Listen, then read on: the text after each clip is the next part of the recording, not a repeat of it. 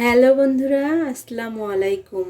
আমি আজকে বাঁধাকপির পাকোড়া করে দেখাবো। এজন্য আমি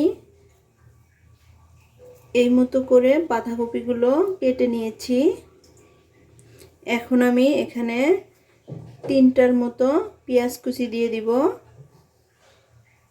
একটা মরিচ কুচি দিয়ে দিব, হাফ চামচ হলুদের গুঁড়ো দিয়ে দিব,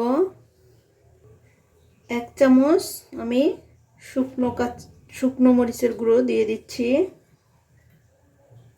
1 চামচ জিরার গুঁড়ো দিয়ে দিচ্ছি, আমি 1 চামচ গোটা জিরা দিয়ে দিচ্ছি, আদা রসুন পেস্ট আমি হাফ চামচ করে দিয়ে দিচ্ছি,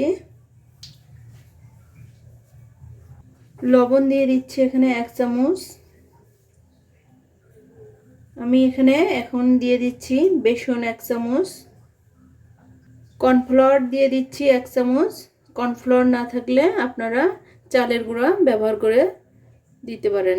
সব শেষে দিয়ে দিচ্ছি আমি গরম তেল। গরম তেলটা অবশ্যই দেওয়ার চেষ্টা করবেন, এতে করে পাকোড়াটা মুচমুচে হয়ে থাকে।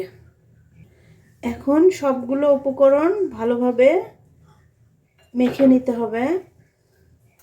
দেখতে পাচ্ছেন বন্ধুরা, আমি মেখে নিচ্ছি। দেখুন বন্ধুরা, আমার বাঁধাকপির পাকোড়াগুলো মাখা হয়ে গিয়েছে। দেখুন এই মতো হয়ে গিয়েছে, দেখতে পাচ্ছেন ব্যাটারটা এরকম হবে। এখন আমি এগুলো ভেজে নিব। চুলায় একটি ফ্রাই প্যান বসিয়ে দিয়েছি। এখন আমি হাফ কাপ পরিমাণ তেল দিয়ে দিচ্ছি। তেলটা গরম হয়ে আসলে আমরা তারপরে বাঁধাকপির পাকোড়াগুলো দিয়ে দিব। তেলটা গরম হয়ে এসেছে, এখন আমি এক এক করে সবগুলো পাকোড়া দিয়ে দিব।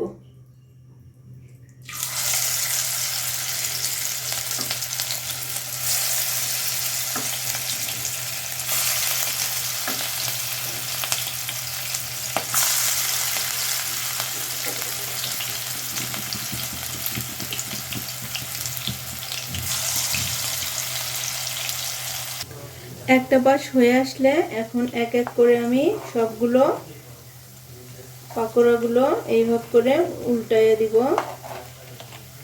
দেখতে পাচ্ছেন বন্ধুরা, আমি কিভাবে উল্টাচ্ছি।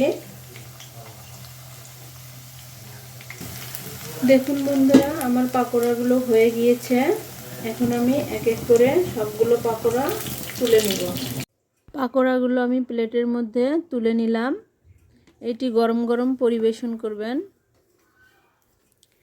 ভিডিওটি ভালো লাগলে অবশ্যই লাইক, কমেন্ট, শেয়ার এবং সাবস্ক্রাইব করবেন। নতুন নতুন ভিডিও পেতে আমার চ্যানেলটি অবশ্যই সাবস্ক্রাইব করে রাখবেন।